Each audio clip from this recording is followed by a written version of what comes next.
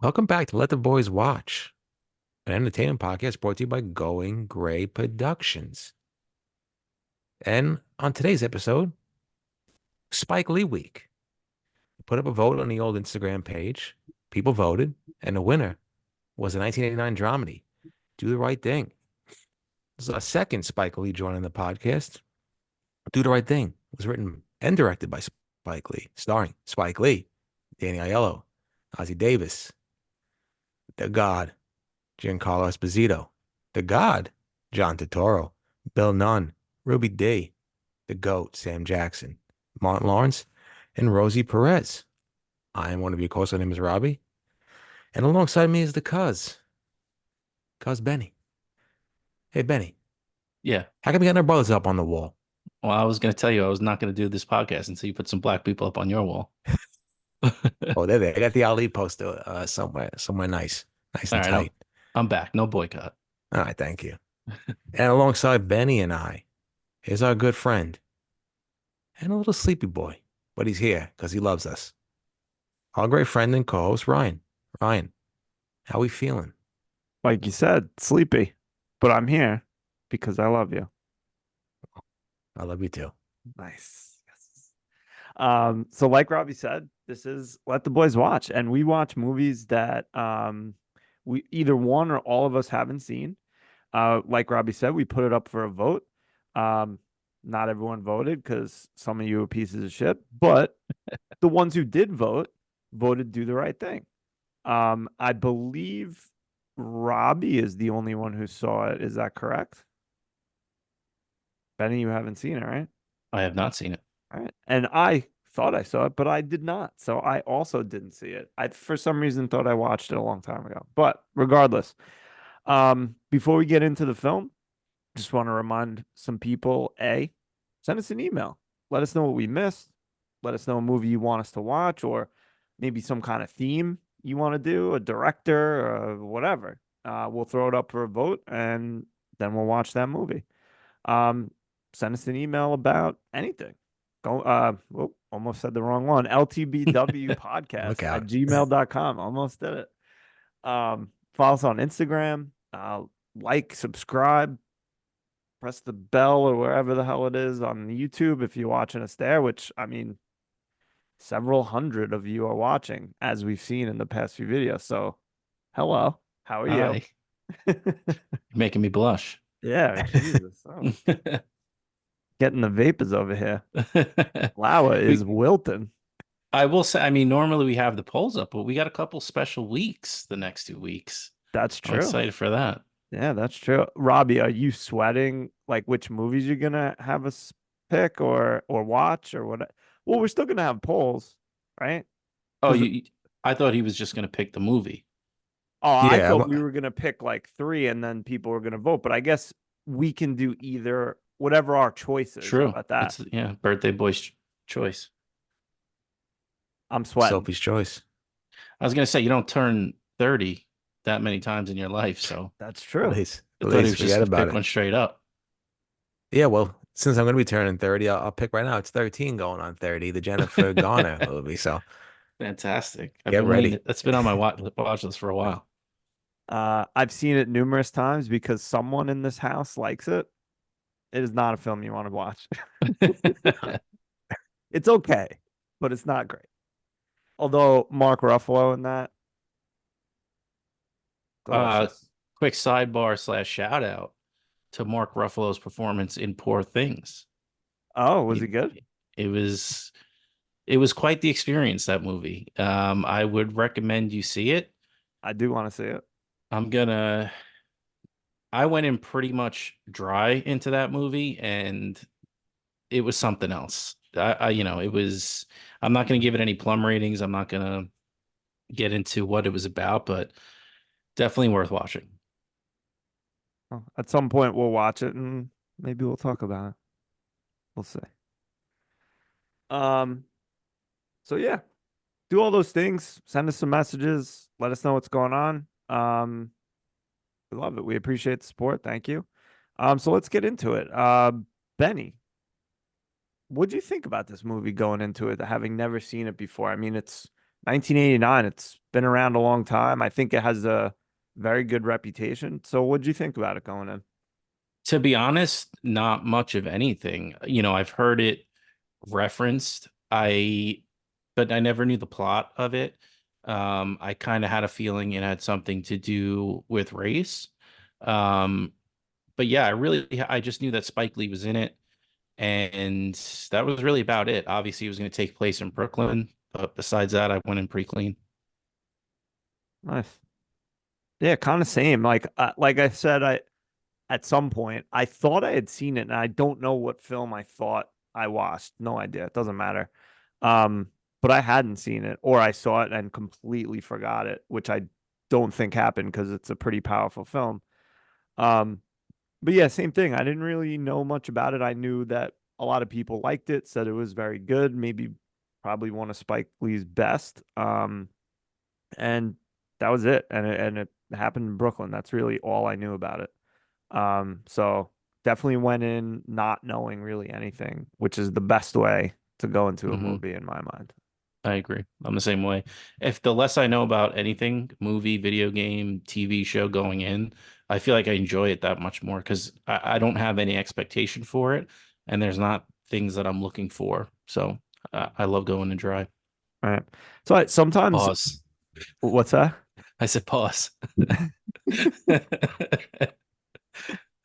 Um, Sometimes watching these like old movies, it's like it's better because when we see these newer ones, we've seen trailer or commercials, and it's like you kind of like know basically what's gonna happen. But these that we haven't seen a commercial for in 30 something years. Yeah, Yeah. I was 3 when this movie came out, so I don't know.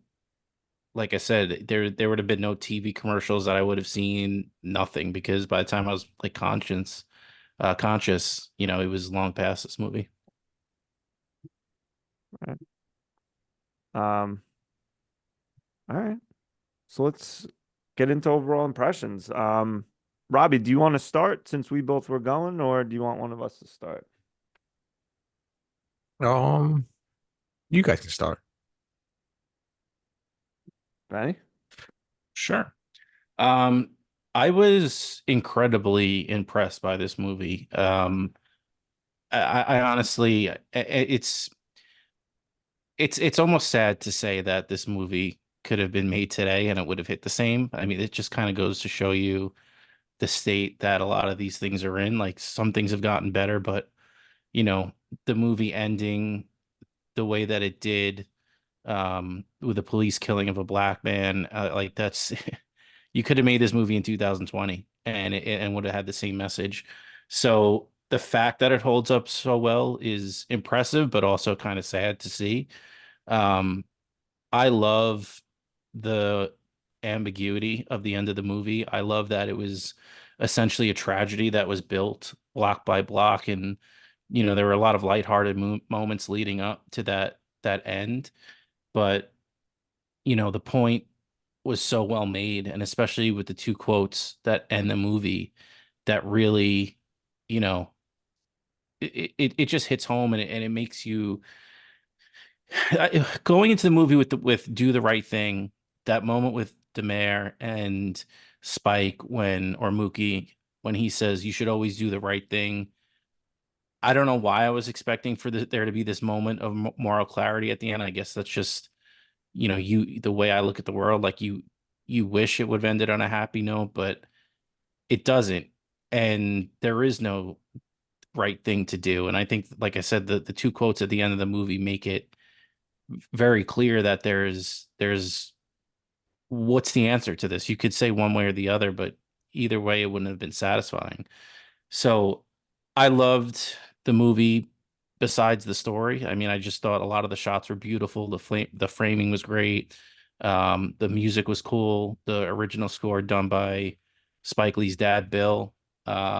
Just fantastic all around. I don't know what I was expecting, but I this movie hit home, or not home, but like it hit me good by the end. So I was very impressed with it, and I've seen a lot of people say that this is his best work, and without seeing more of Spike Lee's movies. I agree with it as of now. I'd like to see some more, like I said, after 25th Hour, but I could see why a lot of people regard this as his best work. Yeah, I mean, agree with everything you said, Benny. I feel like again, not going in was awesome because I didn't think it was going to be like this powerful of a film. I honestly thought it was going to be like pretty lighthearted, and especially how it began, and a lot of, the comedic parts and whatever. I was just like, all right, like, maybe just like how many other stupid movies that it's like, oh, so and so learns his lesson and ends up with the girl and is now a good dad and is whatever. Like I kind of saw it like sort of heading in that direction.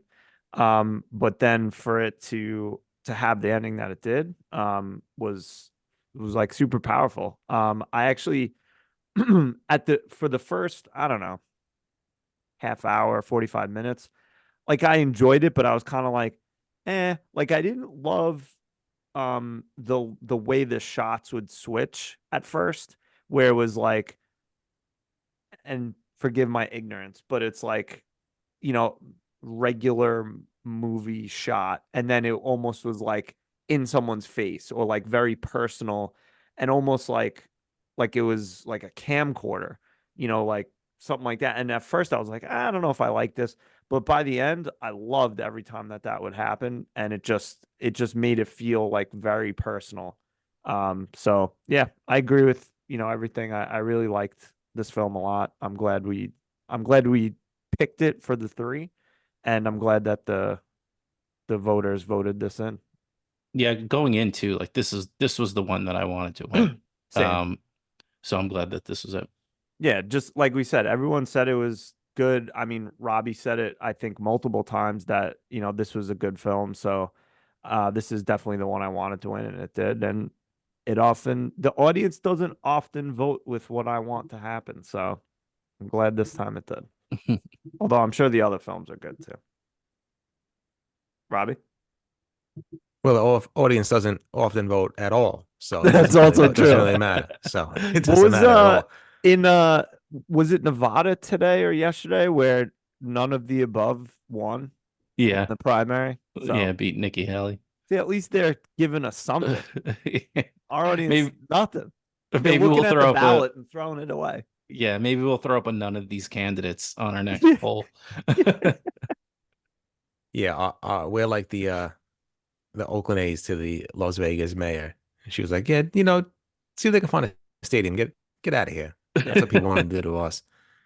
But yeah, I'm glad this movie won. Obviously, Inside Man and I think Black Klansman are great films, but this is just a different film. That's for somebody that hasn't watched this movie at all, and I'm very glad it won.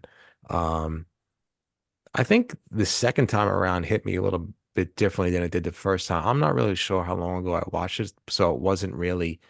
It was powerful, but I mean, the end scene was one of the most powerful things I've watched on a film in a long time, and it really hit me hard. And there's so many different emotions that you could take in that scene. There's so many people you could feel bad for, you could hate. Uh, it's just a lot of varying emotions. I think that's what Spike was trying to do in that scene. I mean, not that I've talked to him personally, but I kind of believe that. As far as the movie goes, it's just like extremely emotional for me, and it's like it's a powerful film. Um, I just think everybody in that was cast gave a great performance. I thought the pacing of the film was great. The editing was fantastic. It never felt slow or boring to me.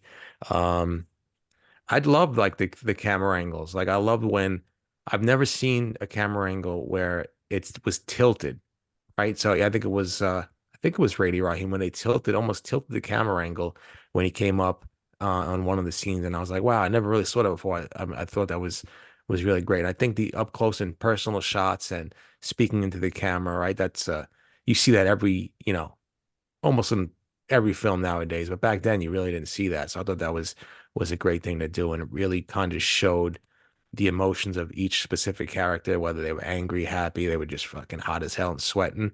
Um, I just loved it. I'm really glad that you guys were able to watch it because it's such an important film, and it's insane to me that it didn't even get nominated for Best Picture in a movie like Driving Miss Daisy won. But I understand why, right? That, especially back then, it's just an insane thing to think of that this movie wasn't even nominated. But it's a powerful movie, man, and the the love-hate message is such a powerful thing because there were so many characters in this movie that loved each other, but they also had that underlying hatred for whether it was for a race or for a person, but it was a mixture of that. And Benny, your point was good because you can interpret that do the right thing in many ways in this movie. Did Spike throw in the trash can? Like, was that the right thing to do? Maybe for him it was, and maybe for Sal and those guys it wasn't. So it's I guess the way you interpret it is a good thing, but I love this movie. I thought it was great. It's definitely my favorite Spike Lee movie, and I'm just happy that both of you got to watch it. Well, to your point, and I pulled this quote from Reddit because I went to see like kind of like discussions about the movie, and this is from a guy named Motobox on Reddit, and he said that uh, I think the final quotes from MLK and Malcolm X fully answer the question. It's a paradox, the paradox of American civil rights. Damned if you do, damned if you don't. Mookie always took the high road, and then he hit back at an intolerable and unacceptable system. And that was kind of the thing that I read that was like, yeah, if your conversation after this movie is did he do the right thing? Like, oh, that you missed the point, I think. And I'm glad none of the three of us kind of mentioned that. Like, oh, did he do the right thing? No, you see both sides of it. And those two quotes at the end, like I said, and like he said in his comment, just kind of show you two guys that really respected each other, Martin Luther King and Malcolm X, both had different ideas of how to fight the power. I hate to use, the pun there, but it's and that the thing that took me from that quote or the comment was the damned if you do, damned if you don't.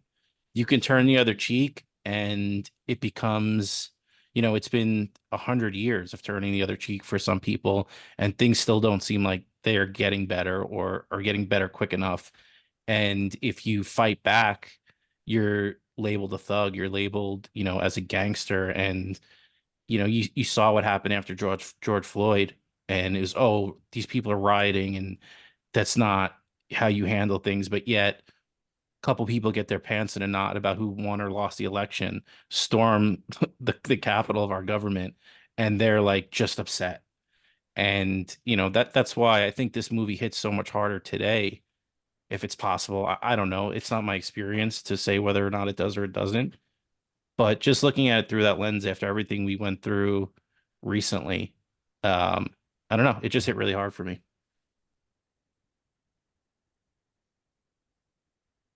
Yeah, I agree. just I just felt bad for Sal. You would. But Well, that's as a the white other. man in America, let me talk about that. No, it like you said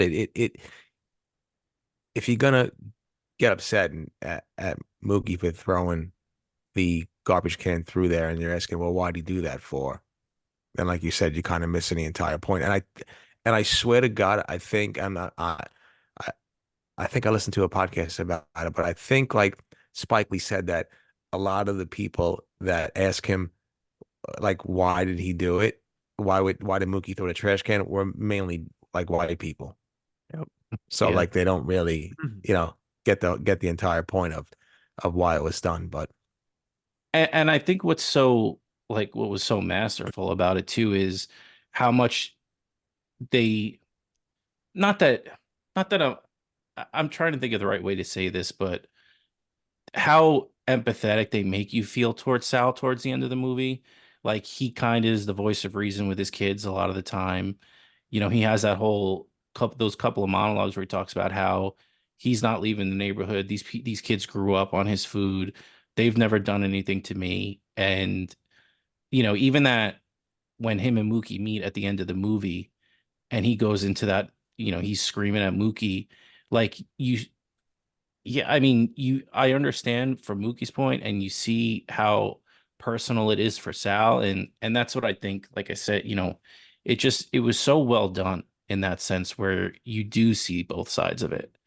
And I think too it hits people hard because Mookie seems so like blasé throughout the whole movie, like nothing bothers him. He's just gonna, bugging out, gets into the fight in the pizzeria, and he kind of pulls him out. And he's like, dude, you can't act like that.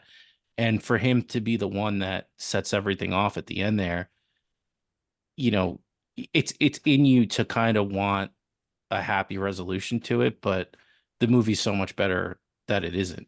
And it ends the way that it does. Yeah, so I was reading an article that called it like a Rorschach test because it's like you can interpret it in so many different ways and like sort of like Robbie joking before, but like the way that sometimes people interpret it, you can be like you can infer certain things about them because of that. Like, oh, so you care about the plate glass window rather than a human life, like stupid stuff like that. And to go back to what one of you guys were talking about with what Spike Lee was. Oh, Robbie, when you're saying how Spike Lee says like mainly the people that ask him about the garbage can are white people. There's also I don't know if you saw this, a theory that Mookie throws the garbage can to actually save Sal and the boys. And Spike Lee was like, no, he was Yeah. pissed off that his friend was just murdered. But he didn't like completely shut it down. He was like, I'm glad that it is sparking debate because Yeah. you could argue that that's why he did it, but I'll go with the filmmaker to like, what his intentions were, I guess. But yeah, it's so open for interpretation, just like every single character is like no one is 100% right or 100% wrong. Everyone is gray except maybe Mookie's sister, maybe. I don't know, I mean, maybe one or even two others. Demare, I mean, Yeah, he's got his issues, but yeah, he has no hate for anybody. And he's one of the few people in the movie that you kind of get that feeling from. right. Um, all right, should we do plum scores? Let's do it. Does anyone want to start? Not me. Because No, not me. no, No, I want to hear you guys. Ryan, would you like to? Yeah, I can start. So I think I'm gonna go 8.2. Um, I really liked it. I like the conversation that it causes. I like the conversation we're gonna have. Um, I'm super glad we watched it. I don't think personally I would put it in like the nines, tens.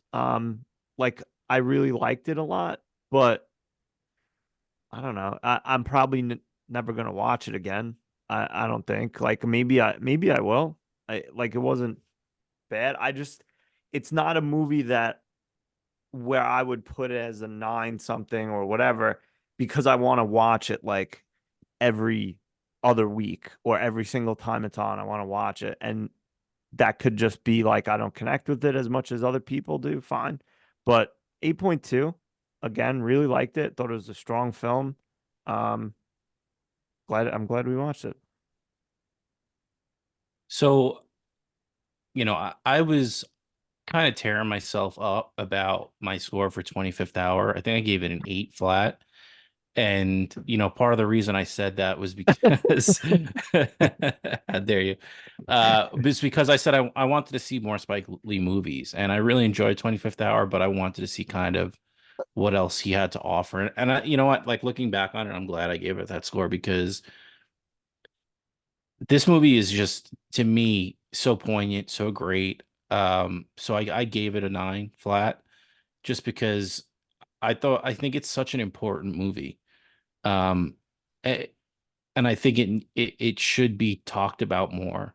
And I feel like it should have been brought up more during all the, like you mentioned earlier, all the stuff we went through the last few years. And I'm surprised that it hasn't, or maybe I just missed that part of the conversation. But I give it a 9 because I think it's a classic movie, and it's it's something that Americans should see.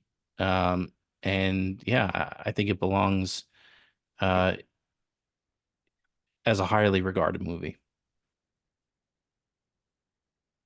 I don't think that you missed anything. I don't think there was, it's really hardly ever been brought up as far as like, especially during like what happened during the pandemic in 2020s. I never heard anything like referencing the movie or things like that. I think it should, because I think it still holds up today. I think it's the best movie about, I guess, race relations and, things like that. I feel like it really is the prominent movie about that, just the way it was done, because the entire movie is just, people just busting each other's balls the entire time on a hot day. And then everything just escalates at the end. And then the end just flips the movie from something that was funny and serious to something that was extremely emotional and terrifying. And that continues to happen. It didn't happen in 1989. It was happening in 1920s Jim Crow South. Like these things were happening, they still happen. It doesn't matter. It's I feel like it never will stop. But yeah, anyway, off that tangent. See, I gave 25th Hour 9.3. I mean, it's tough to me. I, I really love 25th Hour, but this movie has such a different meaning to it. And I didn't want to give it a 9, but I'm gonna have to tie. I'm gonna have to tie it. We're gonna sound like a hypocrite if I like 25th Hour. So I'm gonna have to tie it with 25th Hour at a 9.3. I really enjoyed this movie a lot the second time around. I thought it was amazing, and it's something I'll continue to watch. I thought it was brilliantly done, and I think it is a masterpiece. I really do.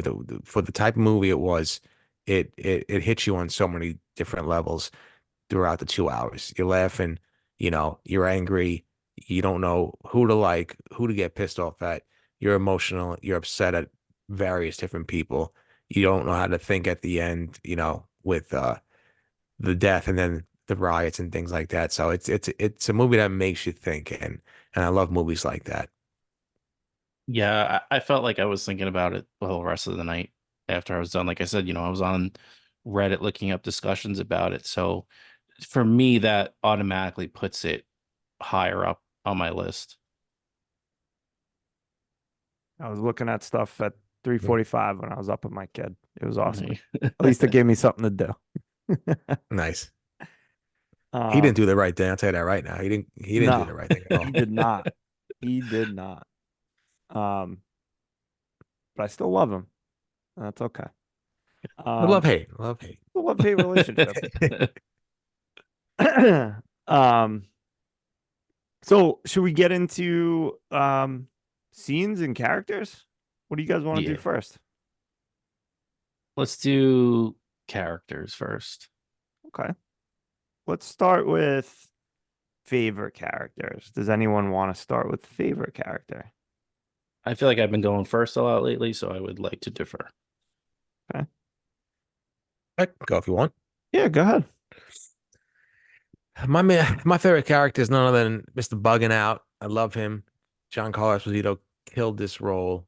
So many different layers to this character. I feel like, he wants to be. I feel like he wants to be a decent human being, but a part of me feels like he wants to be this activist type figure, always trying to cause problems, maybe some racial problems. But I just love the way he played the character. There's so many points where he's freaking out at the pizzeria, and even when he gets his Jordan scuffed, how he think he's this big tough guy, but then he won't do anything. He'll just continue to yell at the dude, but won't cause any kind of altercation like that. I just thought he had, like I said, so many layers to his characters. He basically starts the whole riot and Rady Raheem's death, just getting mad at Sal for not having any African Americans on the Wall of Fame. But I don't know, man. You could tell in this movie, I think, how much a better actor he was than anybody in this film, I think. And you see that as good as he's been in Breaking Bad, I think he stole the show in Breaking Bad and even Better Call Saul. Like he's such a great actor that I love every time he's on the scene. And I think he was phenomenal in this movie. And I think that he was the best actor in this movie. And there's a lot of characters in there, brought a lot of depth and a lot of layers to that character. But I think he was one of the best. And I completely forgot about the other guy. And now I'm pissed off because I thought he was the best as well. And it was a neck and neck for the both of them. And I completely forgot about him. So I'm pissed off now. It's it's so weird seeing Giancarlo Esposito as a young man. Like It for is. me at least, because Breaking Bad was my introduction to him. And he was just this, straight-laced, very serious dude. And to see, I've seen pictures of him in this role, but to see it live and watch it, it was a treat to watch. Yeah. It's also great in The Boys and The Yeah, Mandalorian. That's right. yeah. Ryan, you want to go next? Yeah, sure. There's a lot. I'm sure we're gonna do a lot of Ani Menches, because there's a lot of characters to like in this film. I'm gonna go chalk, I think, though, and go with Mookie. I mean, first off, the name Mookie is fantastic. Benny, I know you love it. Mookie Wilson, but just I don't know what it is, but I just love saying it. Mookie. I don't know. But he at first I was like, should they have casted Spike in it? Or like should Spike have casted himself, I guess, in this role? Because at first I was like, I feel like maybe someone could have done it better, and maybe that's true. But by the end, looking at the whole movie, I loved him in this. I think it was you, Benny, that said he comes off as like blasé or just like lackadaisical, like not super passionate about things. But like looking at the whole film, he just comes across as such a complex character and someone that you know maybe did something wrong, but also you like want to justify it for them because you like that character so much. Um, but he probably could have been a little more hardworking and not screwing off and sleeping with Rosie Perez maybe during deliveries. But Can you I blame him? mean, if your girlfriend's Rosie Perez, probably gonna take some time to hang out with her. I was like, the first couple minutes of his performance, I was like, "Oh, was this the right choice here?" That's what I was Um, thinking. but like, yeah, like you mentioned, by the end of the movie, I was all in. Like, there were some things, obviously, he's not a trained actor, Right. probably. Like, there's some things that are missing, like facial expressions and stuff like that. But he did a very good job with it, and I'm glad that you picked him. I feel like a lot of the times that he wasn't a good actor in this role were like I don't know a better way to say it, but like the non-important scenes. And not to say that there were scenes that weren't important, but like they weren't emotional in any way. Like it was almost kind of like he just like went through the motions to get through the scene. But like any scene that needed emotion or, seriousness or anything like that, I thought did really well in it. And yeah, by the end I was, all in on Mookie. So, like you said, there's just so many people to pick from, but the character I want to talk about and kind of put a spotlight on was Bill Nunn as Radio Raheem. Like that character in so many movies, that intimidating dude. Like I'm thinking about Tiny Lester and Friday. Like, sorry to bring up that name, but it's like he's one note is just intimidating guy that's on Right. that's on the screen. And there was depth to his character. And I love that about him. Even that whole love hate speech that he gives, while it's a little crazy, it's a really good speech. You get to see his personality. I chuckled to myself when he's in the store, that's owned by the Koreans, and he's getting new batteries. I didn't realize that's where Kanye got that line for his song, the D's motherfucker D's, Rosie Perez. Like that's where I was like, oh, okay. I was like, that's funny. But yeah, and by the even when he's causing trouble with the boombox, eventually he turns it off at Sal's. Um, and when you get later on, when him and Bugging Out are hanging out outside talking about the boycott, he says, "Man, he didn't even just all he had to do was say please." Um, I don't know. I for some reason I just loved his character and was really upset that the last thing on my mind watching this movie was that someone was going to get killed by the police, and it ends up being him. And it's just the way he's not necessarily the main character, but he is an essential character that's woven throughout the whole movie. You see him walking by in scenes that he's not in, and then him being that figure that sparks everything off at the end. I just love that character, and I love what they did with it. In real life, he's a huge asshole, though. Is he really? No, I just mean a person that plays loud music. Oh yeah, everywhere they yeah, go, yeah, yeah, huge yeah, Oh, asshole. yeah. please, I hate his That's how you. guts. That's how you know he did a good job. Yeah. Because I liked him. Because Yeah, right. if he was on the subway, I'd Ugh. be pissed. Ugh. The Oh, I would worst. have did this. I would have did the same thing fucking Sal did. I would have blasted his radio to outer space if he came in and was pumping it. Ani Menches? So many. So many. I'll go with my namesake, Sweet Dick Willie. Rest in peace, Robin Harris, the best. The dad from House Party, gone too soon. Some of the most funniest moments in this movie is from him talking about Mike Tyson, talking about it's never too hot for sex. Some of my best sex is on a humid day. Um, I mean, he just brought so much humor to his character and also some seriousness as well at the end. But he's hilarious in his movie. The three of them. Shout out Frankie Faison Yeah. from Coming to America. So, yeah. Yeah, I mean, just a great character, a great side character in this movie. All right, so I went dark because I forgot Uh, to wear the whole thing. I was thinking about that, but sorry, I had to do a little outfit change to put the Jackie Robinson shirt on. There you yeah, go. but we could have got more viewers with the nip slip. I know. Look at this. Uh, Um, I gotta go as with my Ani Mensch for Danny Aiello, man. He killed it. And he was another one in the beginning of the movie that I was like, I don't know if I love this guy in this movie, but by the time he gave those monologues that I was talking about earlier, I was like, this dude fucking killed it in this movie. And you felt the passion. You felt, the fact that he started from nothing in that neighborhood. He appreciated the neighborhood that he was in.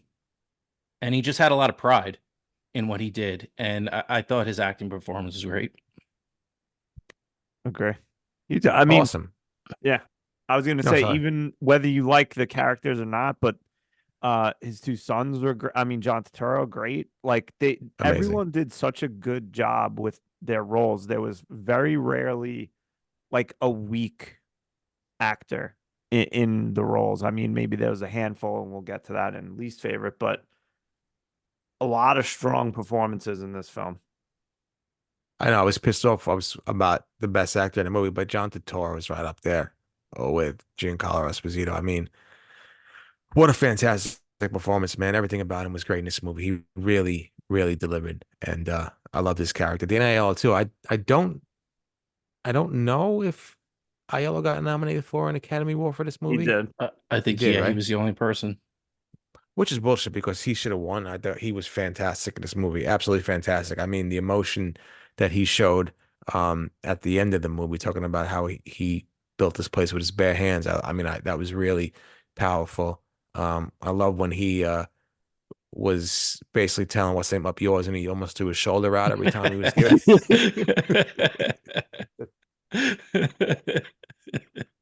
So I love that part. It made me laugh. It was him, his actor in a supporting role, him, Dan Aykroyd for Driving Miss Daisy, Marlon Brando, Dry White Season, Martin Landau, Crimes and Misdemeanors, and the winner was Mr. Denzel Washington for Glory. Oh, forget about it. Glory. Forget. I take everything back. Yeah. Amazing movie. That's a great like group right there. Um, who else? I mean, Ozzie Davis, the mayor, loved him. There was a few points in the beginning where I was like, this guy's fucking annoying. Like, it's not in real life. An old drunk just walking around and talking to everybody, annoying. Yeah. But by the end and in this film, fantastic. I mean, mother sister, fantastic. Ruby D. Um, who else? I'm looking at the cast. I mean, so many people are good. Samuel L. Rosie Oh, Perez, please. fantastic. Um, The mayor just wanted some highlights, bro. That's all he wanted. you just want it's the I champagne and felt that. beers. Of I course, felt yeah. that. Actually, I wanted to throw out a non-person character that I thought was integral to this movie, and that was the heat, the hot weather. Oh, They'll make such an anyone important crazy. part. Yeah. I want to shout out my Um, favorite borough, Brooklyn. what's your favorite part? No, Queens, because my two favorite people are in Queens. Let me give a shout out I couldn't to. think of two other people fast enough that also live I in know, me Queens. neither. I was gonna. I moved on. Roger Gouverneur. Oh, the When Governator. yeah, the governor Smith as Smiley. Um, that was such a cool character, and the way that it was mixed in, and I loved it. We went to the Spike Lee exhibit this week, and they had one of those pictures that he had drawn on the wall there. So that was cool to see. Didn't get to see. I kind of didn't look too much at the stuff from this movie in the exhibit because again, I like going in fresh to movies, and it was really just a lot of props and stuff like that. Like I saw that they had the pizzeria shirt on the wall and stuff like that, so it was real cool. But yeah, shout out to Smiley. I kind of want one of those pictures. $2, what a steal. Really? Bad. Not a lot you can get for $2 these days. No. All right. Any other Ani mentions? Nope. Let's move on to least favorite characters. Who just went last? Benny? Yeah. My least favorite character, uh, outside of the cop that choked out my dude Radio Raheem, is Richard Edson as Vito. I just feel like he was a little off the mark with everybody else. I feel like everybody else kind of outdid him. There was just some lines that he didn't deliver great and not super believable to me. So he's my pick for least favorite. I kind of got the impression he was like a little, um, for lack of a better word, slow. Like that, it was like purposeful the way he Mm, was acting. okay. But I don't know. I don't think that's ever been said. That was just the vibe I got that, like, Pino almost um was insulted by Mookie trying to like befriend him and like take him under his wing a little bit because he felt very protective of him Mm. because something was like a little off, but maybe it was just, yeah, it could have just been You poor know, acting. thinking about that, it kind of makes the scene in the refrigerator make a little bit more sense with how forceful uh he is, like John Turturro is with him, where it's almost like, you're not getting it. Like I need to tell you exactly what you need to do because you're not smart enough to understand. Right. So I like that theory. Yeah. But it also as well could have just been his um I don't want to say this, like him not going back at John Turturro could have been more like that he was conflicted because he disagrees with his like racism and thoughts of the community that they're in, but loves him as a brother and didn't really know how to like respond or go back at Yeah. him like that. So I don't know. I think I'm making more of this character than necessary, but whatever. Who, who's My your least turn, favorite, I Ren? think. Um, there was not a lot of characters that were my least favorite. I'm gonna go with just for lack of a better choice. I'm gonna go with Martin Lawrence just because I don't know. He was annoying. Like he was just like an annoying kid like that. Just I don't know. Like, listen, of course, what happened at Sal's at the end of the night with Radio Raheem and bugging out, terrible on both sides. But there's nothing fucking worse than when you're about to lock the door and go home at a restaurant or a bar, than a bunch of people showing up and wanting food or drinks. The fucking worst. So I'll just give it Yeah, to him just for being part of that crew. that one hurt my soul. Oh, there's And nothing worse than that. again though, that's like what made that that scene so heartbreaking is like Sal's like, nah, let him in, man. These kids love my Yeah, they just pizza. want a couple slices. And then just how fucking quickly it goes south and how much, especially, after Sal says what he says, those three are like, what did you, and they Yeah. become, super hateful towards Sal after that. And, deservedly so in that Yeah, moment. justifiably so. I I think I don't know. There's a lot of nuance to a lot of the characters, but speaking about Sal in particular, like I don't know if I think that he is like racist. I think he said a lot of those things out of anger, but maybe he is also racist. I don't know. I feel I like, don't and know. I'm not by any means like excusing it, No. but you got to think that a guy like Sal, there's more of an excuse for him to have certain views than his son, than Vito does, You because mean Sal based probably on grew up in a time where right, it was real bad. Like you could just say that stuff, and it was not liked, but they just took it. right, And whereas Vito is in a later era and should know better. And not that, again, I'm not excusing what Sal said, but I think that there's probably some built-in stereotypes already there. But he's also the first one to be like, no, these people love my food. I love cooking for them. I'm not moving because I'm a part of the community, whether I live here or not. right. I don't know. I mean, you could get real like thinking that he is sinister in that, well, he saw a market for food where he could make money, so he's profiting off of this community, but doesn't actually give a shit about them. He's just there for the money. Or you could go where I think they're actually presenting his character as he feels like he's part of the community, even if he doesn't live there, like you said, Yeah. and is not doesn't have like hate in his heart. He just it was a bad situation and things got out of He hand. Yeah, and he doesn't have hate in his heart as much as like you hear it all the time where people say it's just that inherent thing that's built into your brain. And as soon as he gets pushed, then that word comes out because it's Right. there. He may, you know, when he sits and thinks about it rationally, no, there's no difference between them and me. We're just Right. all trying to get by. They love my food, whatever. But inherently, when he gets pushed to all that like deep seated stuff, that's probably not even his fault. Like I said, it's probably just a product of when and how he was brought up. It comes out, in his weakest moment.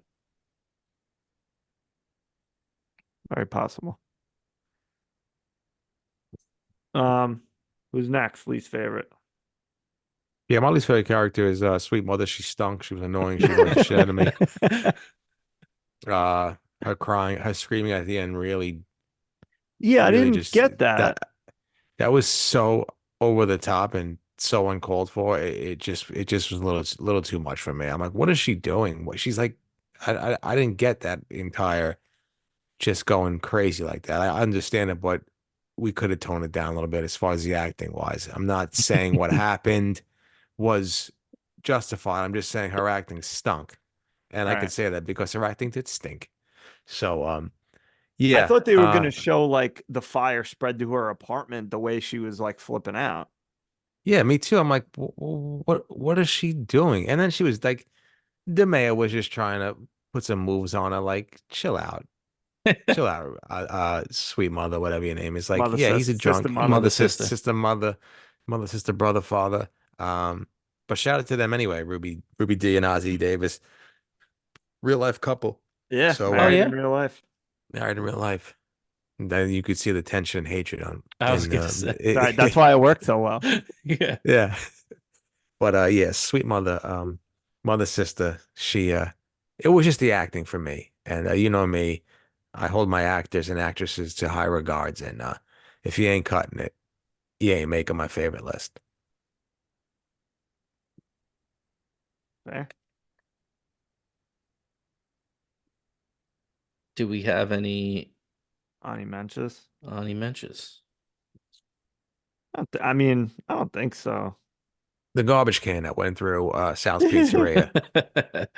Truly diabolical. Yeah. Let's discuss. Was it the right thing or not the right thing? I like how he took the lid off and the garbage bag out, and just so it could be an empty can. Well, that's what, it's funny that you bring that up. It really shows you, and maybe I'm looking too deep into it, how calculated that was from Right. Mookie. Like it wasn't just spur of the moment. I'm Like gonna freak anger. out. Like, yeah, Like like just grab whatever's close.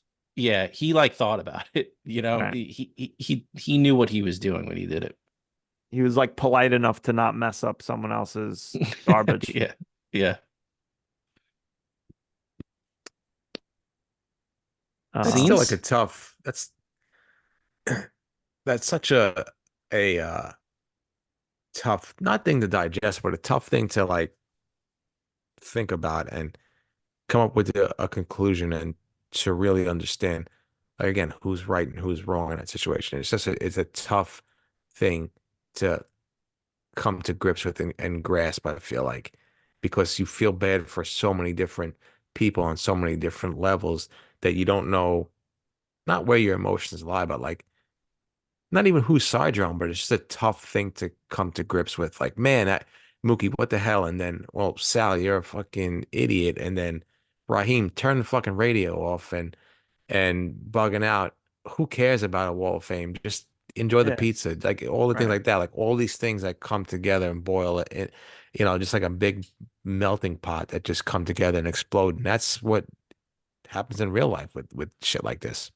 I know. And I think the worst part about what happens in real life lately is like you're saying, like everyone feels like, or the media and a lot of people are pushing it on to you that you do have to pick a side. Like you're either team this or team that, you're team Sal or team Raheem or whatever. Where, like you're saying, Robbie, you're completely right. Like there's so many factors to this being a shitty situation that there's a lot of people that are wrong. And like, I don't know if there even is anyone who's right. It's just a lot of wrong things and wrong people and wrong things said.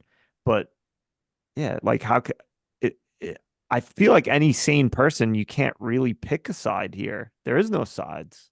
I mean, I don't know. I guess you could make the argument that there is, but it's Yeah, I don't a think there's Well, lot more of than people it's did wrong things. it's a lot of this could have been solved by everybody just take a breath, relax, figure it out. Well, bugging out, explain what you want in a nice manner. Yeah, instead of yelling at Sal, me.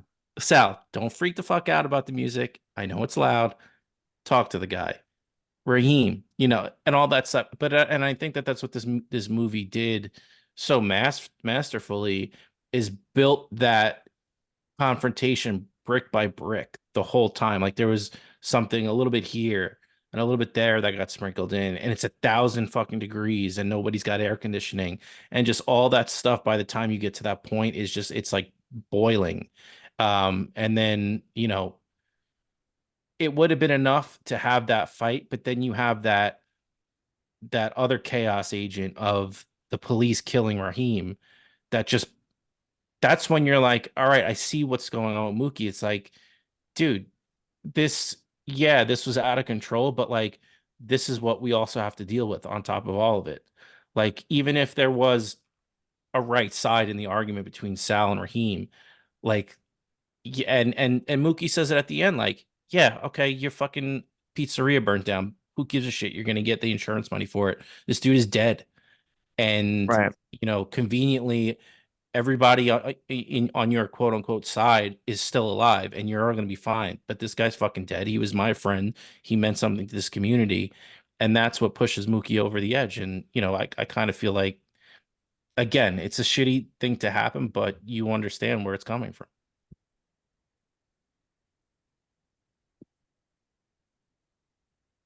Radio did almost kill my man Salo as well. Just saying. So true. He had his hands around his neck. But yeah, it's a tough thing to kind of digest because you feel bad for people, and that's only human nature to feel bad for. Obviously somebody losing their life is worse than somebody losing their shop, but it is sad in different aspects of it. Both things can be sad. Obviously, one is more sad than the other, but it is, like I said, that's what makes the movie so great because it's such a difficult situation to be in, and you don't know how you would react in that situation, or you don't know what it's like to live that type of life as an African American man, or a woman. You never step foot in their shoes, and what it's like to deal with those type of injustices. So yeah, it's just a movie that makes you think, and that's why I love it. But that's why that one line, when everything else is going on, like right before Mookie sets everything off, is, I forget who said it. Um, but he's like, we're not even safe in our own neighborhood. And like, that's the thing, that's the feeling that I'm sure all these people have. And that's what eventually leads to everybody freaking out.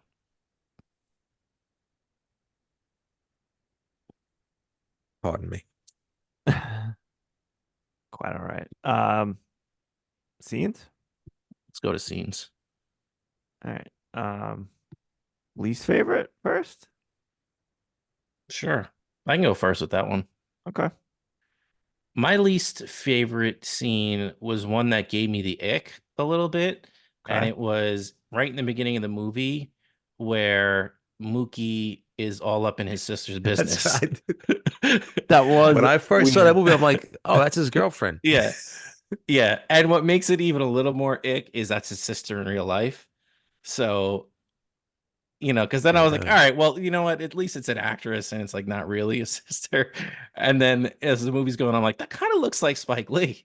And yeah, so that gave me the ick a little bit. It was a little bit too close, but hey, I mean, people's relationships with their brother and sister, no two are the same. Just maybe, you know what? Listen, I'm averse to touch from a lot of people, so maybe that's just my baggage. That's your emotional bag. I try to hug you all the time, and you ick me away. Listen, listen, I'm an awkward person. I'm gonna purposefully hug you now. I don't mind a hug, especially if it's somebody that I care for or like. But when it's like acquaintances or like, yeah, I've seen this person once and I never know what to do with people. I'm like, kiss on the cheek, hug, am I high-fiving? Am I fist bumping? What are we doing here? And I also make it awkward with friends sometimes because I love the hug, but I also love the dap and then bring it in for the hug. And the people are always like, no, no, no, we're hugging. I'm like, yeah, we're gonna get to that. We're gonna get to Yeah, that. exactly. Yeah. I get to that part. So yeah, I'm just an awkward person. We all are, Like this Ben. video if you're awkward too. Tell your awkward friends. Oh, but you're Yeah. awkward, so you probably don't have a lot. Yeah. Robbie, you want to go? You want me to? Yes, I didn't have a lot of least favorite scenes. Yeah, obviously the the death was a bad scene and an emotional scene, but I'm gonna keep it on a lighter note and say my least favorite scene is when Pino was slicing the pizza. If you noticed him slicing the pizza, he didn't slice the pizza. He didn't even dig in there. He was just like, because the budget was so bad that they couldn't slice pizzas. They Like needed to keep multiple that. pizzas. They needed to keep the pizzas. But John Turturro, man, come on, slice your pizzas right. Disgusting. You're embarrassing the Italian American community. Take your name off. Take your picture off the Wall of Fame at Sal's. What'd you think? Since you guys are both Italian, just by looks alone, what'd you think of that pizza?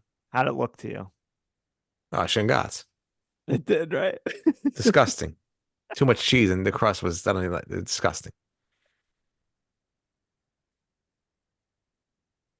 You muted. Sorry, because I was off on a little tangent there. But as It's soon okay. as I saw that the pizza with the toppings on it, I was like, disgusting. Yeah. And then when I saw that craft bottle of Parmesan cheese on the counter, I was like, this is not. They had Kraft. I didn't notice that. Yeah, Yeah. The yeah, the green. great. Yeah. I was like, Sal, you can get away with that in that neighborhood, but come, go to Bensonhurst where you guys are from. That shit ain't gonna fly. You know what? I forgot about the crafts. You know what? I'm actually happy that that place got burned down to the ground. Shit, I would have did it myself. But I did love the drink, whatever it was in it reminded me of a nice little deli with Yeah. the drink in I don't even know what you call it. In The like that fruit punch. clear plastic thing. Yeah. Yeah. Just completely flowing like Niagara Falls. Please, I was in heaven. But yeah, that pizza was Shingas. That reminds me of a pizza I get over here in town. Disgusting. From Brunello's. There you go. I don't want to say the name. I don't want to say the name, but you got it. You nailed it. Do better, babe. Yeah, please. I Shit my thought pants I when I think eat their that. pizza is pretty decent. It's not Mm. the best, but I wouldn't say that it is Shingatsu. But I mean, when you've been around the world like me, I mean, come on, please. that's true. You are a world traveler, unlike myself. Listen, if I had Brunello's when I was in LA, I would have been in heaven. Yeah. But there are so many other places in that area that, you know, I'd rather drive the extra 5 minutes. I think I would say personally that it's maybe the second best in that area. Because most of the pizza in that area stinks. You got to drive. Whatever. Yeah. Yeah. How dare Each you? their own. From Listen, a town you grew up in. How dare you? it's not my fault. And you consider yourself 13% Italian. How dare you? Listen, according to you, that equals full blooded. Yeah, anything over 10% is FBI. Yes. All right, anyway. My least favorite scene, right? hmm I'm gonna continue kind of add on to yours a little bit, Benny, with the ick, and that's when Sal was clearly hitting on Mookie's sister. I thought that Mm, was inappropriate and gross. I agree. Yeah, very much so. Um, any honorable mentions? No, I rather have an Ani match for least favorite. Oh wait, I do have one, and maybe it should have been my choice instead of the last one. And that's fine, whatever. The fucking guy that's driving in a convertible. Oh, Frank Vincent. Right. Please. Yeah. Thank you. I couldn't think of his name. Why the fuck would you go down the street when they got the fire hydrant open, thinking that kids are gonna not spray you when you Yeah. come up and are like, don't fucking spray me? Like, of any teenager anywhere in any suburb, urban, rural community is gonna spray your fucking ass. And specifically because you made such a big deal of it. Right. Like you're just pushing the buttons there. If you would have like maybe casually slowed down in front of it and Yeah. maybe the kids would be like, all Like, right, hey, you I come didn't through, want to come get my through. car wet. Sorry, whenever you get a sec, I'll Yeah. go through. Or And go because to fucking turn down the other block. yeah, because he came in hot like that, he made his own bed. You get what you pay for. Mo and Joe on the run. That's right. Stupid ass. All right. So then let's move on and do favorites. Oh, I gotta go first. Yeah. Snake shit. draft, baby. Snake draft. Snake draft. It's what is this, our 50th show? And I still forget. Um I really don't want to pick chalk twice, but I'm gonna because my brain's not working properly. And it is my favorite part of the movie, and that's the end. It's such a powerful scene. It makes the whole movie better. And it makes you think. You know, it's not my favorite in that it's my most enjoyable, of course. It's just my favorite scene in the whole film. It's just that good. It's what makes the movie great. Right. It really is. Like without that scene, that movie is good, but I'd say forgettable. That ending really makes it strong. Yeah. Rob? Uh, it's tough when I have a lot on here. I'm gonna have to go with. So the ending was what? What would you say? What do you consider the ending? The entire So thing? yeah, the last 45 minutes. No. I'd say to not take up too much of the movie, I'll say the incident at the pizzeria. Okay. Uh, damn it. I'm gonna have to go with the Mookie and Pino scene discussing Pino's favorite entertainers. I thought that Ah, would. That's a good one. I took it. you took it. Go Oh ahead, man, though. Go ahead, sorry, though. sorry. And I wasn't gonna take it, but I knew. I just had a sixth sense. Um, Got I him. love that scene because as I and it's crazy. I feel like a lot of I'm not gonna say racist people, but I feel like a lot of people who have animosity towards a different color of people. I feel like all their favorite entertainers are like of a different race, right? I feel like for the state of Alabama, I'm not if you're listening, sorry, but they potentially very racist, a lot of those people, but they love Alabama football, and probably a lot of their favorite players are African Americans. Anyway, that's a tangent on another level. But I just love that scene because as much as Pino is, frustrated with Mookie or anybody else or bugging out, he loves those type of entertainers, Prince, Michael Jackson, Eddie Murphy, all stuff like that. So I thought it was a great scene. You get the Quentin Tarantino steal of the Sicilians with the hair and that scene. I love that just to really dig into to Pino. And shout out Sicilians out there. And then you get the famous monologue that was done over again in 25th hour of Pino ripping on the African Americans, Mookie ripping on the whites, the Korean guy, I think ripping on Jewish people, I Jewish, think. yeah. Yeah. I thought it was well done, and I think something you've never seen. Like back then, 1989, it probably pissed off a lot of people, and a lot of people are probably angry about that. So yeah, I thought it was a great scene. And man, what a time to be alive in '89 with a $1.50 pack of smokes. um, Great choice. And I love too when he's like, and who's your favorite musical artist? And he doesn't say anything. And Mookie just goes, Prince. And then Pino comes back with, it's Bruce. It's Bruce. He's like, nah, it's Prince. Yeah, it's Brent. Shut up. My favorite scene, I'm gonna go with I'll keep it lighthearted and go with the Scuff Jordan scene. That was gonna be And my and I switched at the end last minute. um, just because of again the buildup and then how they're all in his face. He's got the Larry Bird shirt on, and one of the most underrated lines of the movie is when he's like, "Ah, he paid $100 for those," and you see a guy in the back. He's like, "He should get 100 fists for that, or 100 hands for that." Just like the way everybody's like ganging up on him and the guy standing his ground, and just how it ends with he's like, go back to Massachusetts, and he turns around, he's like, I was born in Brooklyn, and everybody's just like, Oh, oh, just I know. all in sync together. It was just so good, and it was, like I said, a nice lighthearted moment in the movie. does I someone couldn't find. go ahead, Sorry. Robbie?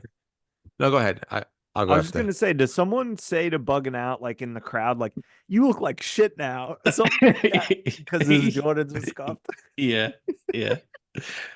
And the one guy is Listen, like, he's like, oh, it was $100. And the other guy's like, 108 with tax, man. I was trying to find. Maybe I shouldn't let you guys go because that was the line I was gonna say. The $1.08. 108. There's a Martin Lawrence said, man, you those wait, I forgot what Martin Lawrence says in that scene. I forgot whatever. But I was trying to find a clearer picture of that scene when they all throw their hands up for Yeah. the YouTube video, but I couldn't find anything nice 'cause such an iconic scene. It makes me laugh again. What a great scene.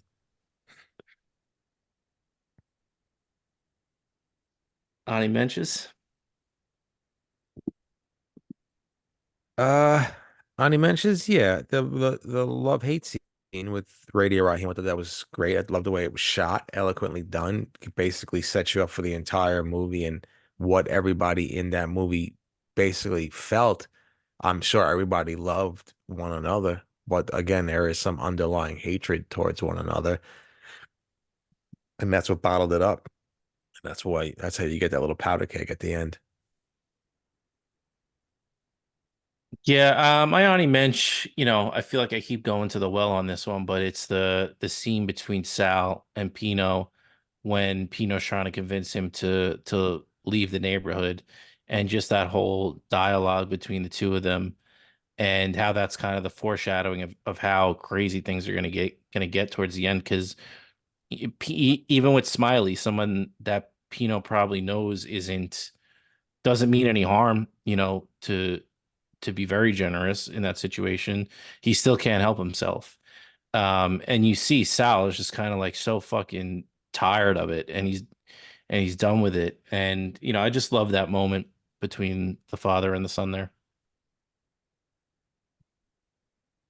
Yeah, it's a good scene. I enjoyed that one as well. Shout out to Sal for keep Mookie around, even though Mookie was a fuck up and late and doing all this stuff, right? Listen, And again, not to, I keep saying like something that makes it even more tragic is how, you know, at the end, Sal's like, and Mookie, like, you always have a place here no matter what happens.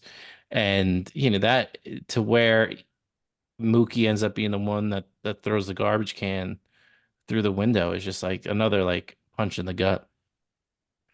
I know, and that's what I keep on saying. It's like the varying different emotions. Like you feel for like, yeah, people are people, and they are what they are, and like you said about Sal, he probably has like those different time period, and he could be a nice guy, but he could be a dick. But you feel bad for him, right? Because he is a nice guy and he does care about Mookie. He does care about the community. But again, it's a tight little balancing act with this movie and who you feel bad for and why you feel bad for him and trying to think about reasons, maybe not to feel bad for him, maybe reasons why you should feel bad for him. So it's a lot to come to grips with sometimes. Yeah. And that's like, it kind of makes you think about how things are in this country where sure, everybody loves each other or tolerates each other until someone feels like you've given them a reason not to, and then all that stuff that's underneath it then it comes to a head. Yeah, that's true. That's definitely true. Ryan, you got any on mensch? Yeah, I have two actually. One is obviously any scene with Rosie Perez because I've been in love with her since I saw her in White Man Can't Jump. So loved her scenes. I mean, great actress also, but I enjoy her. Um, and I also really liked any scenes with the three guys just fucking hanging out, shooting the The shit, best. breaking each other's balls, just whatever. Like loved it, just they're hanging out. And then of course, I mean, great scene. We already said it before, I think before the show even started, but when Bugging Out goes into, well, I want to boycott South. Like, you should boycott that barber for that fucking haircut. Oh. Not much I, better than like a couple of old dudes who know how to like just fucking cut people right to the core, like immediately. I thought it was funny too, like a little moment of levity when they all start going towards the shop owned by the Koreans, and he's like, "Oh, I'm one of you. I'm one of you," and Yeah, they right. have they cool off there. Right. I just love when they were busting when they were talking about Mike Tyson. Oh, Yeah, that was hilarious. if I Mike forgot what he Tyson said. if Mike Tyson punches me in my sleep, you better wake up and apologize. Or if he punches me in a dream, you better apologize when he wakes up. um, any other honorable mentions? Favorite scenes? No. All right. Um, all right, let's move on. Like we always do, I don't know if we have any answers, but um, is there anything you can think of to make this film better? I have nothing for this one. I think for the story, this movie was trying to tell, and the message it was trying to get across, I think it's an A+ for me.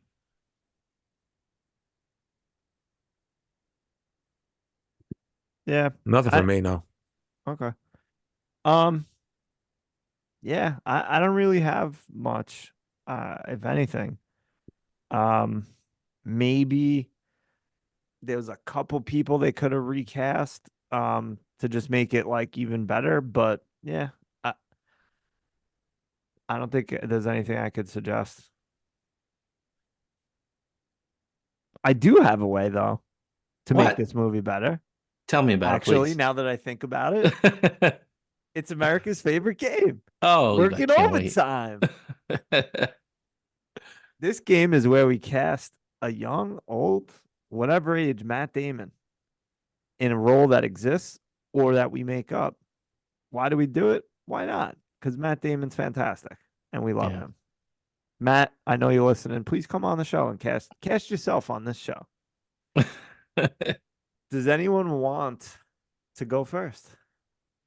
You want to lead us off, Ryan? Sure.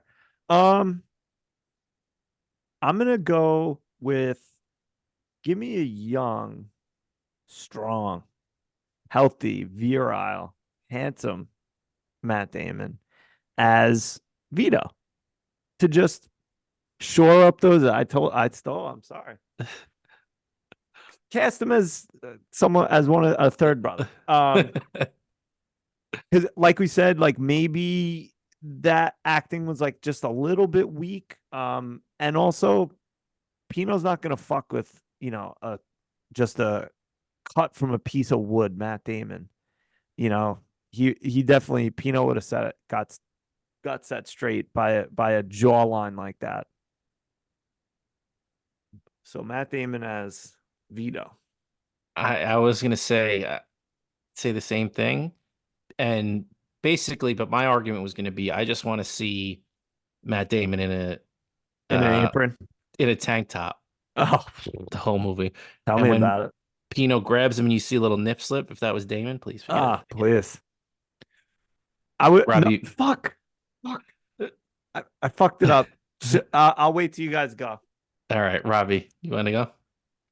Yeah, give me a young, lean, mean, sweltering hot Matt Damon in a guinea tea on a hot day with a towel that was dipped in ice cubes wrapped around his head as cassette tape Chris, the man who follows Rady Raheem around to change his motherfucking tape deck because I'm sick and tired of listening to Public Enemy this whole entire movie. I love the song, but Raheem needs to have some backups, man. There's so like you couldn't throw a little Tribe Called Quest in this movie, please. Bugging out. You could put that. You got that song. You could put that song on there. Um, yeah, and it would solve race relations if you had, Ebony and Ivory over there just going back and forth, changing tapes and making sure everything's kosher in Bedford Stuyvesant. So yeah, give me a young, lean, mean, muscular, teenage dream, Matt Damon as cassette tape Chris, Rady Raheem's right hand man. Give me an early 30s Celtics t-shirt wearing, bike riding, wheeling dealing, kiss stealing son of a gun, Matt Damon as Woo. the guy that scuffed bugging out's Jordans. And instead of, him just kind of sitting there and taking it. They get into a back and forth because Matt Damon, handsome, funny, charismatic. They get into a back and forth and he holds his own. And they all become friends and they assimilate Matt Damon but they say, hey man, you gotta change that t-shirt. They get him a Bernard King Nick shirt. They all become friends. I don't know how it's going to change the end of the movie because it seems like that was fait accompli, but I would have liked to seen that little moment where Matt Damon joins the gang for a little bit. The movie ends like this. They go to the Garden for a Celtics Knicks game.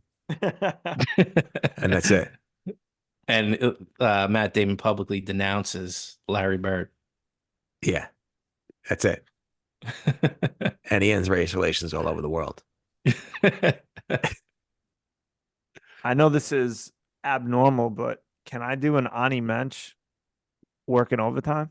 We're working overtime. You can go as long as you need. That's true. 60 hours. We're doing time and a 80 half hours. here. Yeah. Double time on the weekends and holidays. So I should have left Vito for you, and I should have cast a young, handsome, muscular Matt Damon as Tina, so we could see Oh. Spike Lee rub ice cubes all over his body. Oh my God. Damn it. I didn't know I Poor was gonna have Tina, to poor change. Rosie Perez. I didn't know I was gonna have to change my underwear after this episode. I know. Jeez. I don't even want to tell you about that scene, poor Rosie Perez. Oh my goodness. The best. She didn't want to film that scene. I think they said the reason why you didn't see her Her face. Yeah, because she was pissed off. Yeah. Really? Yeah. Yeah. Said she was pissed off. Oh. Well, she was was this her first role? I think it was. And Yeah. she was probably young back then, and probably, didn't want to do it, but felt pressured into it. Like I'm sure a lot of people do when they do nude scenes. That's sad. Yeah. Any other things that we should mention about Do the Right Thing?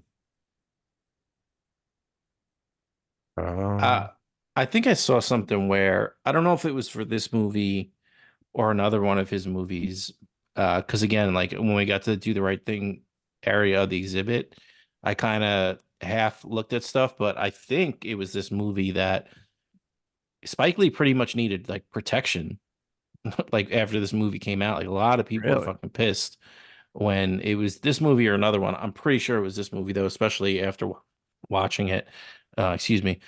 But yeah, I mean, this, you got to remember 1989. I mean, this is probably a very heavy subject. We've talked about it before where we're used to seeing so many things on screen at this point where a riot is, yeah, I mean, it was definitely upsetting to see, but it's not the worst thing we've probably seen. We see people's heads get sliced off and, crazier shit happen. So yeah, I think, this movie definitely set a lot of people off when it came out.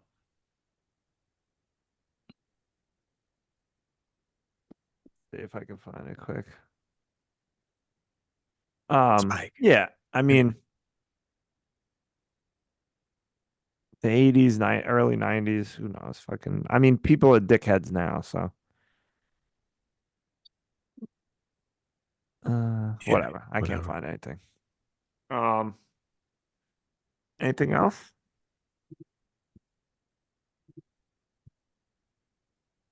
Robbie, No. anything to add? Nothing. All right. I mean, charging extra for a couple of mozzarella's is a $2 crime. extra for extra cheese on a slice. He can go fuck himself with that kind of fucking upcharge. Come on. At first, I thought because the slice is 150, I thought he meant it was now $2. That's what I thought. Slice, but it seemed like he was saying it was $2 for extra cheese. Like that's fucking insane. Yeah, that's crazy. Yeah, no wonder your shop got burned down. Oh my God, please. No wonder they were fucking losing it. Yeah, it's like 150% increase for a couple of little sprinkles. I couldn't believe it, Sal. Come on. All right. Well, please, like we said at the beginning, let us know. Yes, go, I mean for Robbie, go Niners. Um, but let us know what we missed or what you want to talk about with Do the Right Thing or any of the other films that we've talked about.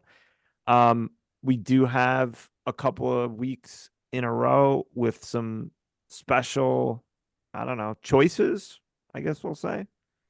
So look forward for that. And I don't know. Tell us you love us, tell us you hate us, whatever. Just tell us something. Yeah, tell us, email us and tell us why Sal's the victim in this movie. And then don't ever talk to us again.